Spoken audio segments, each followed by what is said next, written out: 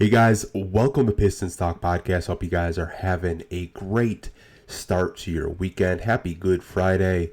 We have so much to get into with today's podcast. This is a pre-recorded podcast. Hope you guys do enjoy the show.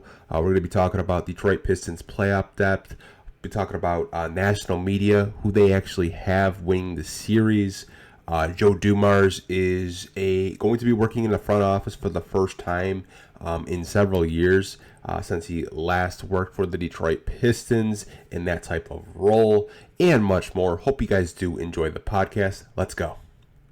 So the first segment of today's podcast, you guys, I thought we would do a playoff rotation. Now, I don't expect too much to change with the starting lineup. I actually think the starting lineup is going to stay the same. I think where it gets interesting is the second unit, and especially at the backup power forward position. And what does JB do with that? So let's get into the starting lineup. I think we can all agree the starting lineup is going to stay the same. It's going to be Cunningham as your point guard. It's going to be Tim Hardaway Jr. as your shooting guard. Small forward will be Asar Thompson. Nothing's going to change there. Power forward is going to be Tobias Harris. And to just end off the starting five, you got to throw Jalen Duren out there. So this is going to be your starting five.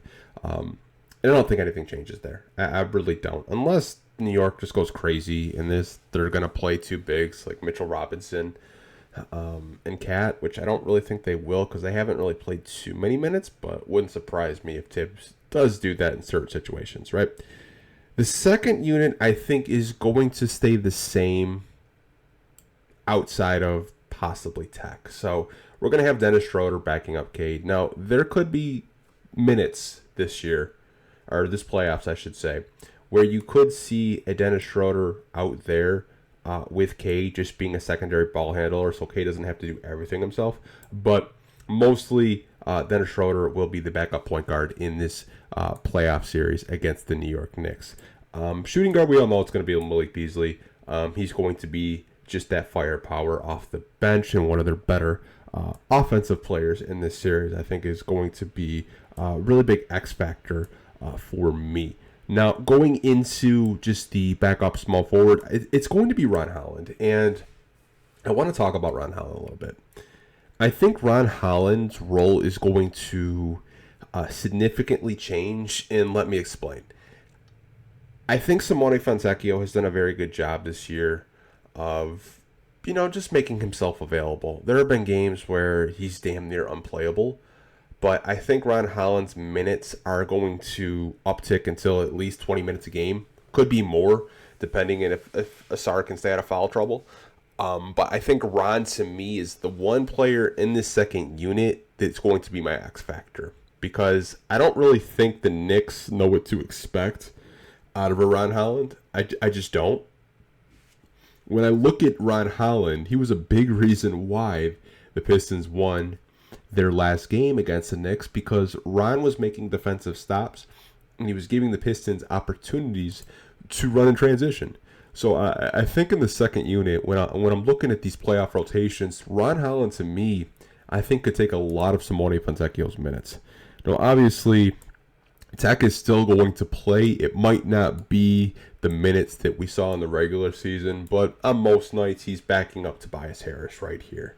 But he could be the odd man out, in my personal opinion. I could be wrong here.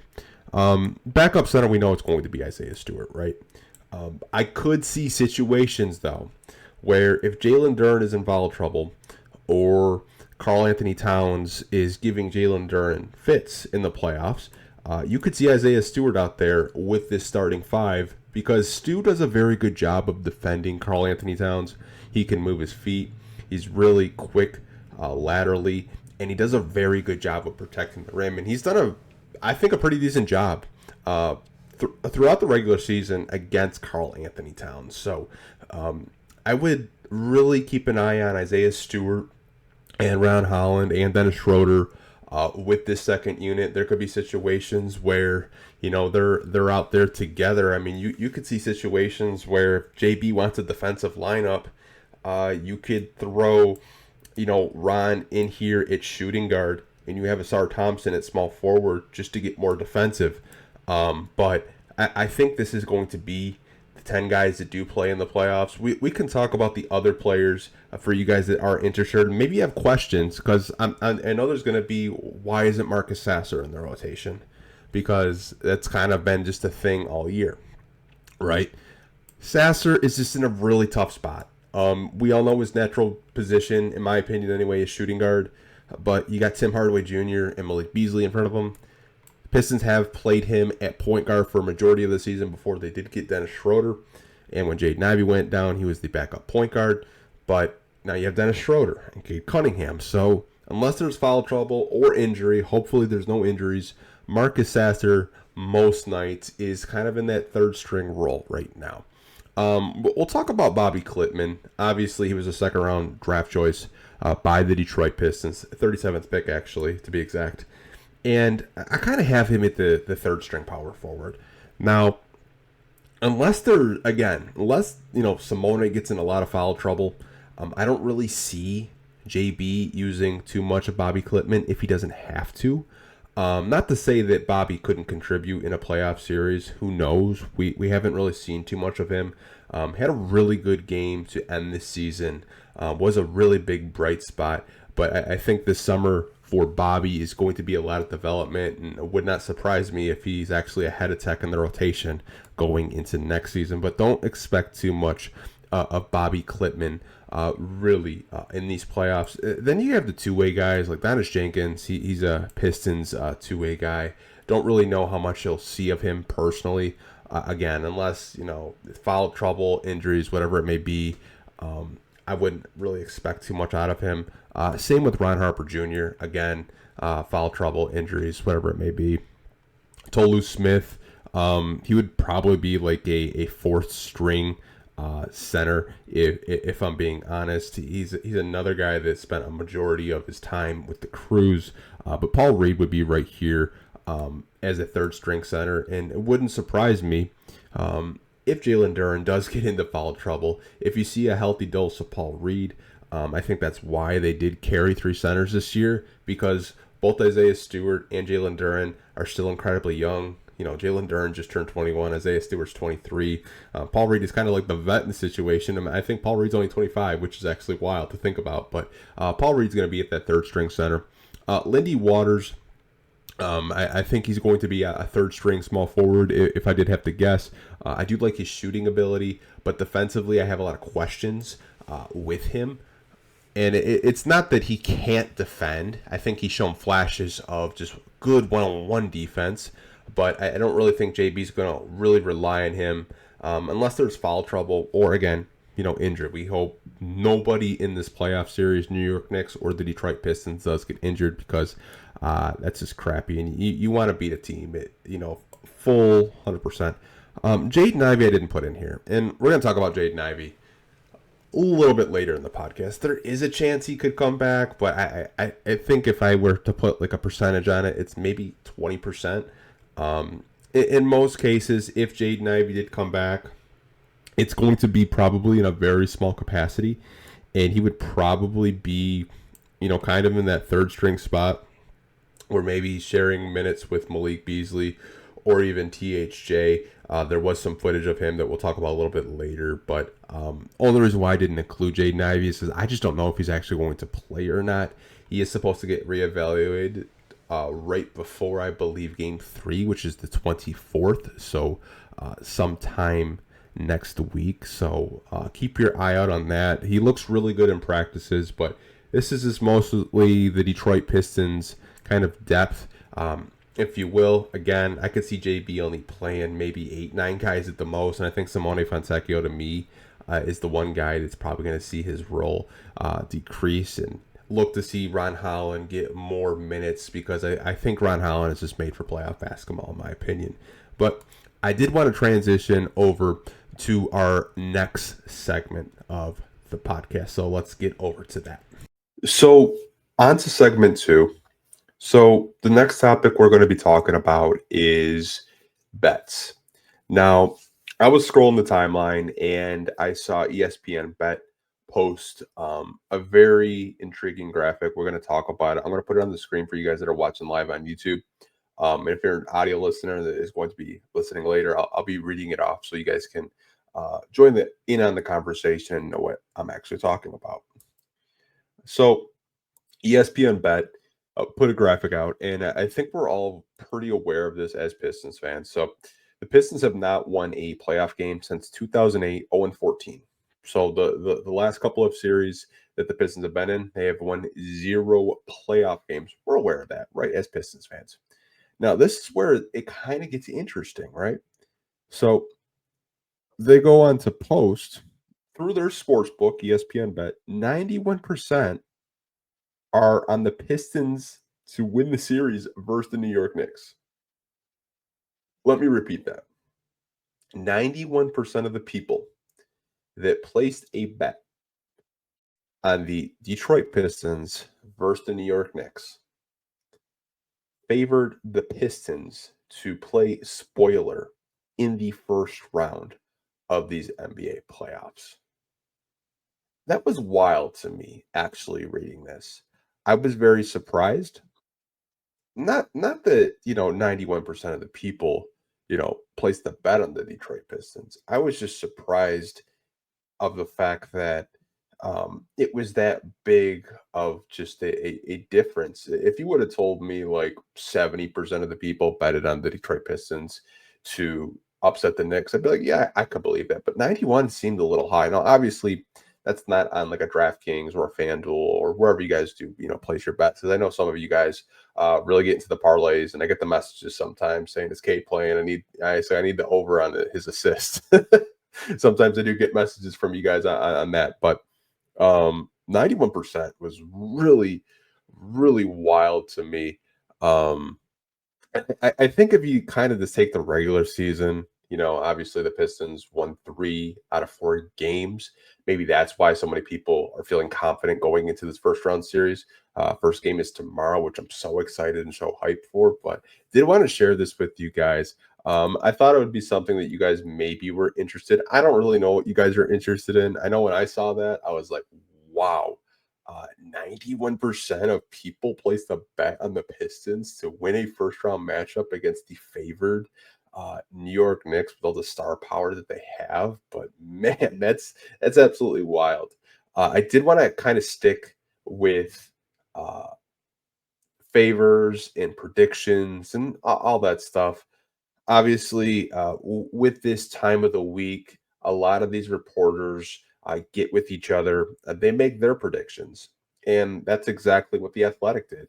I'm sure you guys, if you are on social media or Twitter, Facebook, Instagram, wherever it may be, they did a first round poll from The Athletic.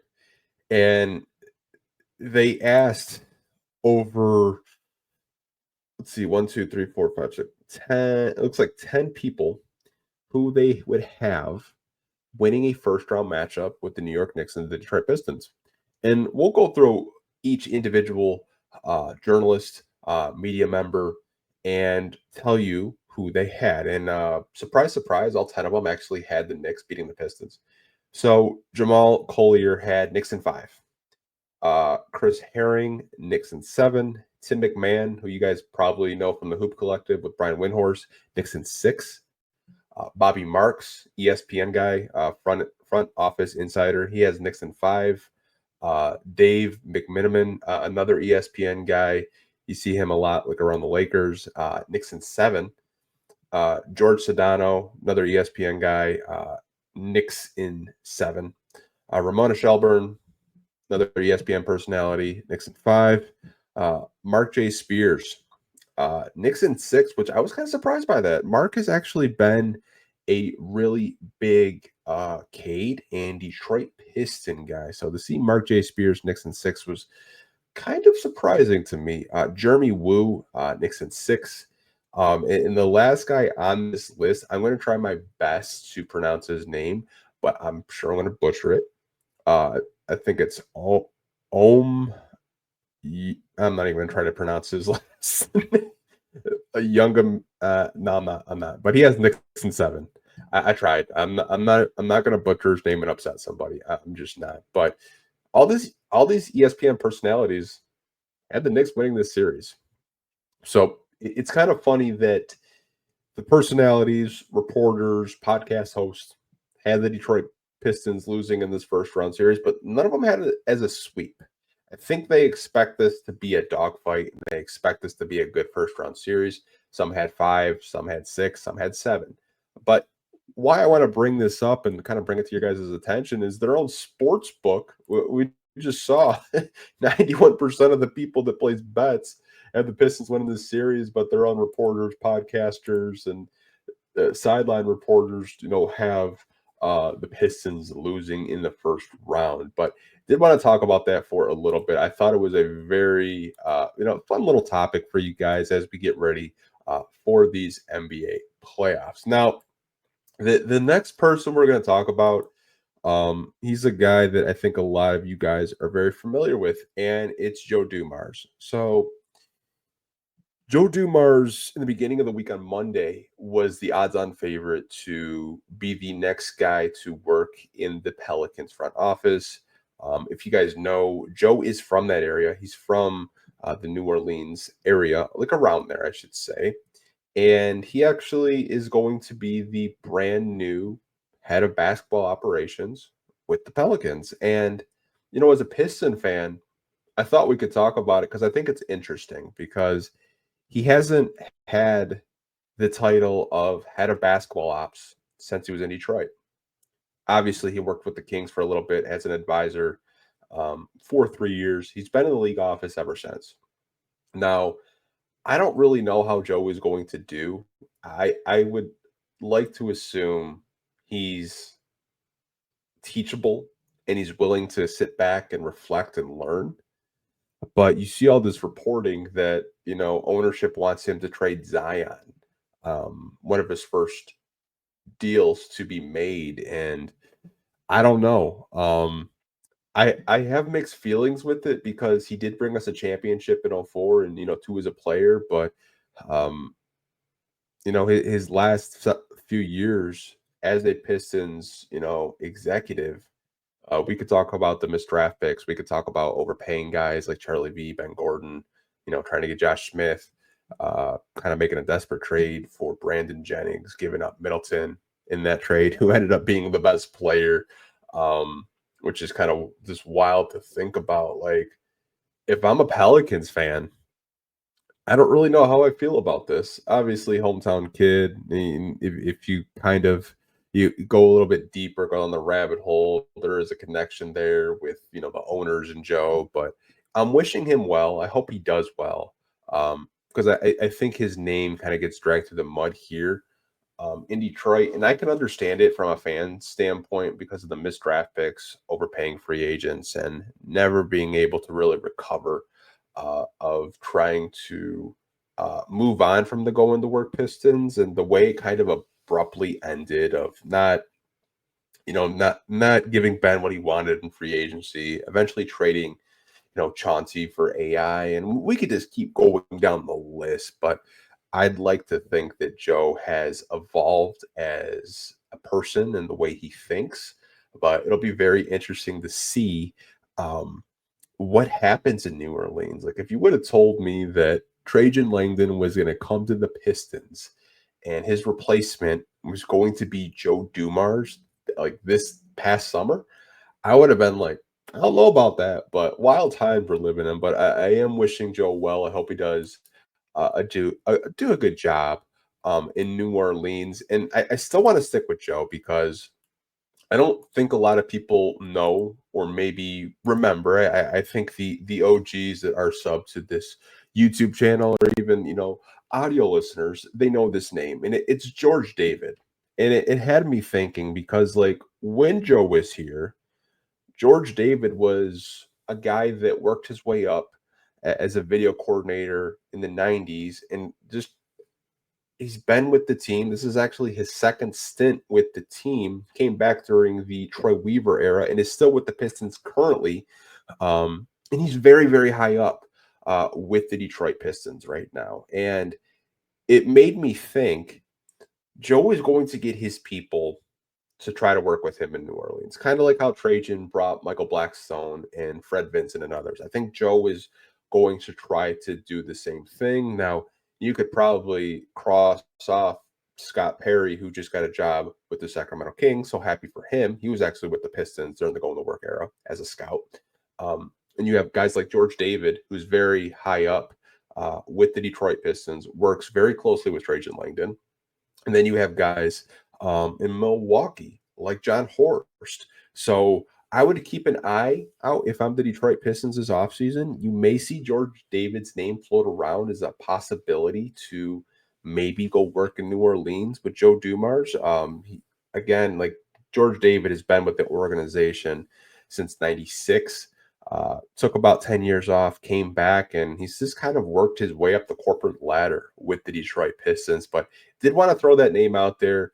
I know it maybe not be the news or something that you guys may be interested of guys that work in the front office, but with Joe getting that job in New Orleans, would not surprise me if you see Shams tweet about possibly George David going to New Orleans to go work with Joe Dumars because they do have a history and they do have a past.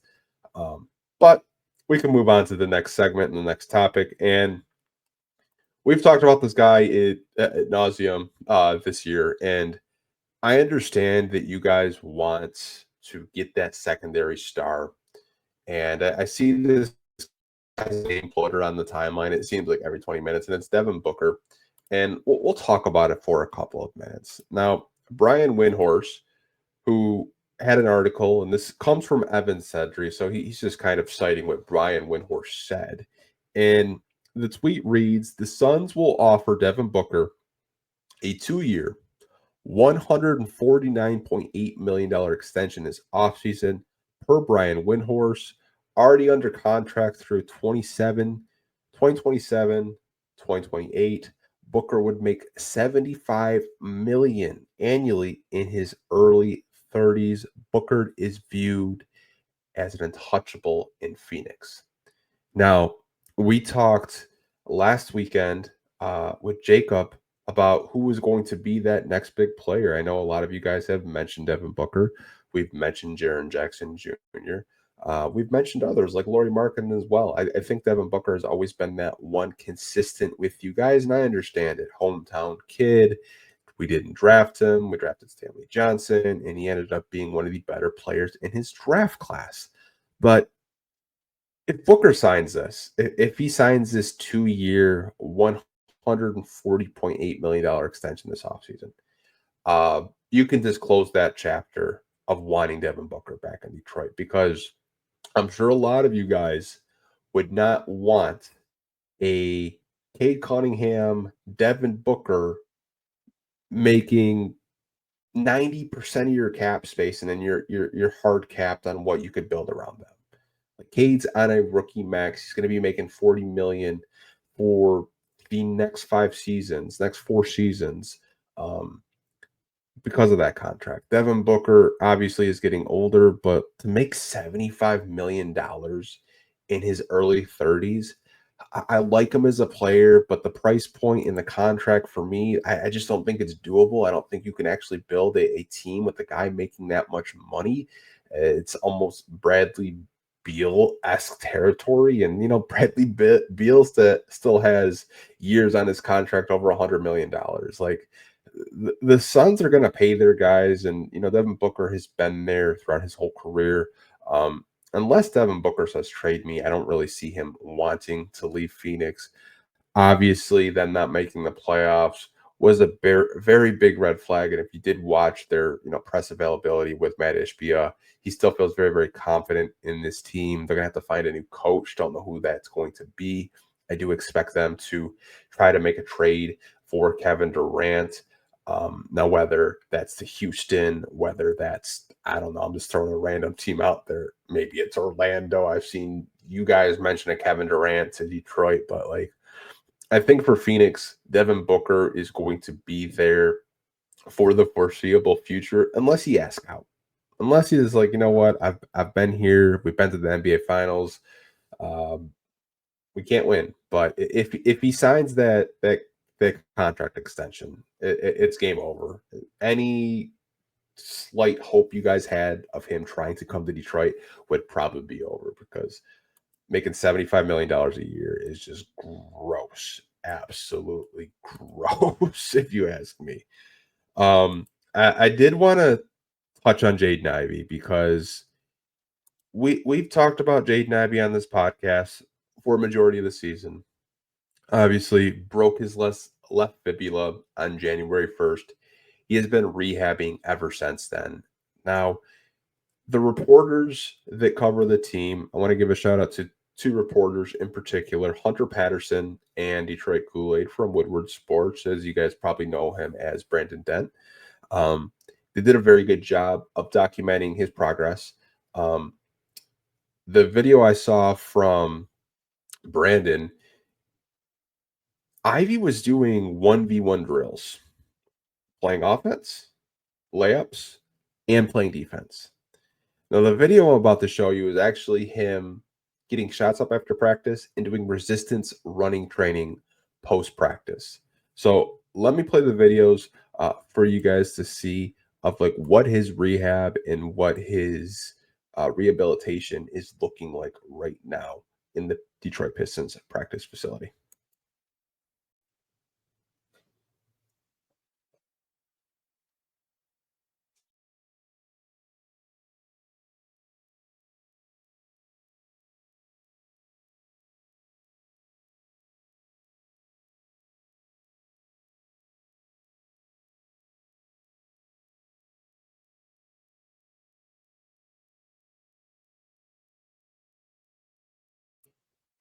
So as you guys can see, he was getting shots up after practice, and then he was doing some resistance running. Now, Ivy is set to get reevaluated around the 23rd, 24th of April. Game 3, I believe, is scheduled to be played at home, Little Caesars Arena, April 24th.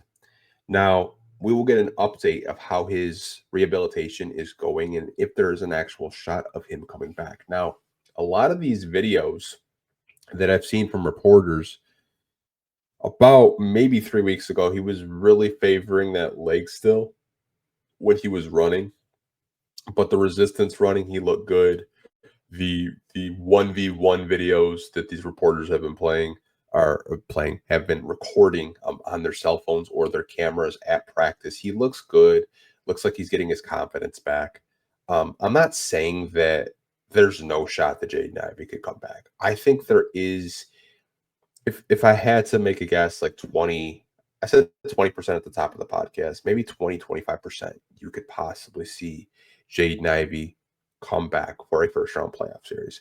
And I know there's been a lot of Pistons fans very vocal on both sides of the fence where they'd like to see Jaden Ivey come back for the playoffs. They'd like to see what this team looks like with Dennis Schroeder now out there. So Jaden Ivey doesn't have to play high 30s, night in and night out. But look, if he's 100% healthy, I think this team is still going to be very, very cautious with how many minutes he does play, like maybe 10, 15 minutes, just to see how he's feeling physically and mentally after coming back from a very gruesome injury against the Orlando Magic earlier this year in January. But did want to update you guys on that his rehab is going well. He's starting to get back to his old self. That burst and acceleration looks like it didn't go anywhere. He still looks just as fast in these clips. So that is good to see. I know there's been a lot of talk about from fans wondering whether or not he's going to lose that first step, that burst that we know and love out of Jaden Ivey, but he still looks just as fast. He looks good. But just a little update with Jaden Ivey and how he is doing. Now, man, this next topic we're going to talk about, you guys, I'm just minding my business, scrolling the timeline, and I'm listening to Colin Cowherd, okay? And Colin Cowherd, as you guys know, he's a very big national guy, has his own show called The Herd. And this is a quote I'm going to read you. I can't play the video for whatever reason. I'm not trying to get YouTube gets weird if you play other people's content, but this is a direct quote from Colin Cowherd talking about the Detroit Pistons. It says, quote, "The Detroit Pistons will have more ejections than wins against the Knicks." And Colin, went off on a tangent. He's reading off a piece of paper. If you guys want to watch the video, it is on my Twitter, saying that the Knicks are 34-10 against the East. But I think Colin didn't watch a single Detroit Pistons game this season.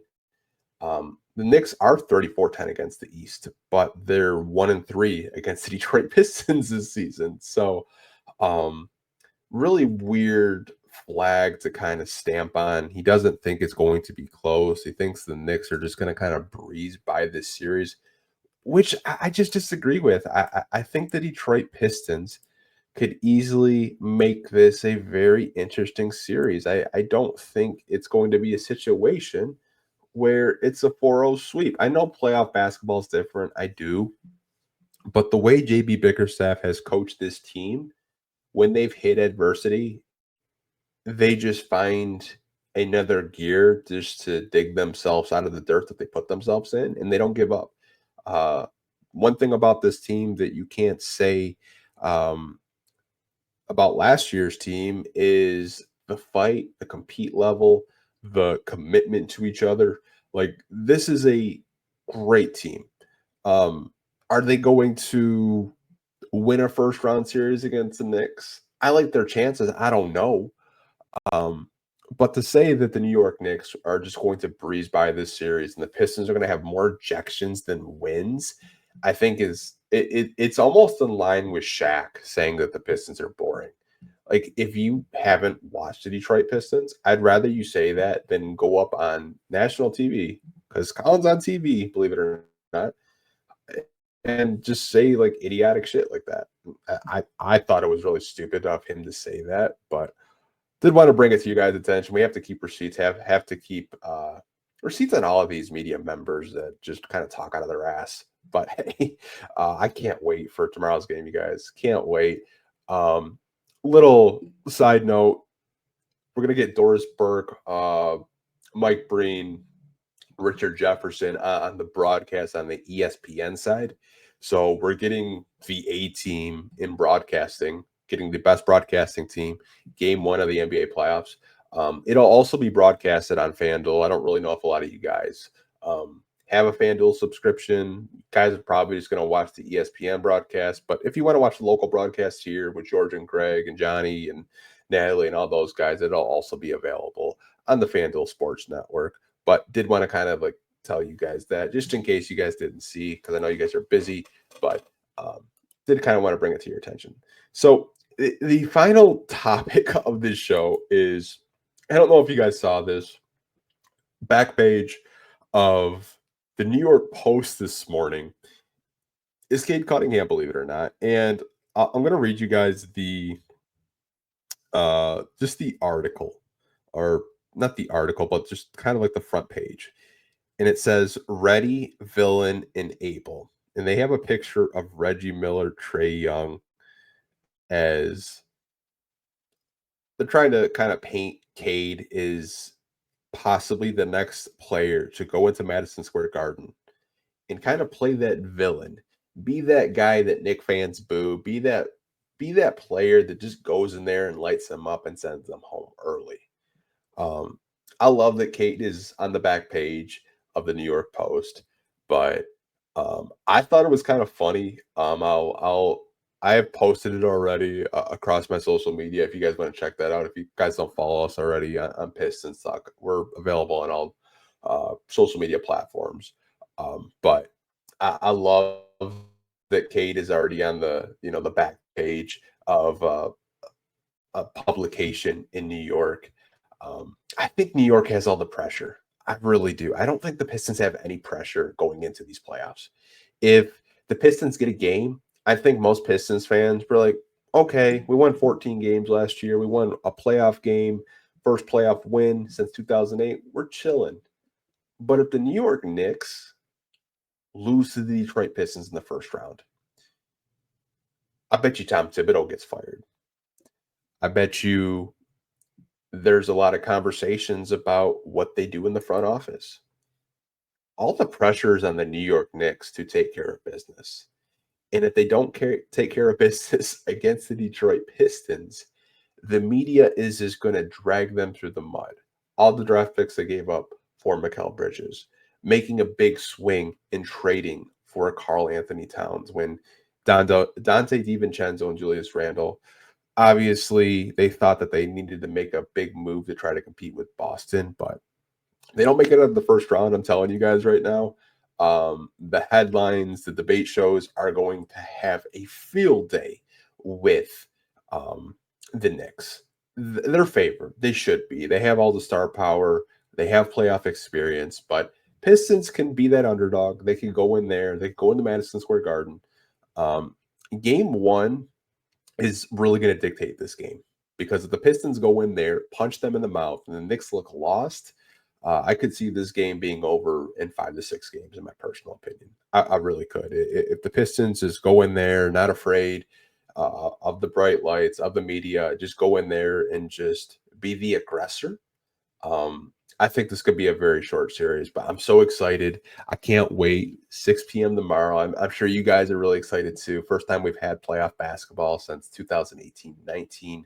But this year feels different. This team feels different. I don't feel like we have a cap or a ceiling on this team because everyone on this team is very incredibly young. Like our core guys, obviously we have vets like Malik, Tim, Dennis, and Tobias, but I'm so excited to watch playoff basketball tomorrow. But I do want to wrap up this podcast. I know it's a little short one, maybe 30 minutes or so. Give you guys something to watch and enjoy later on tonight. We'll be scheduling this out like around 7:00. If you are watching live on YouTube right now. But hope you guys have a great rest of your weekend. Enjoy the playoffs tomorrow. Have a good Easter Sunday. But until next time, you guys, peace. Have a good night. And as always, go Pistons.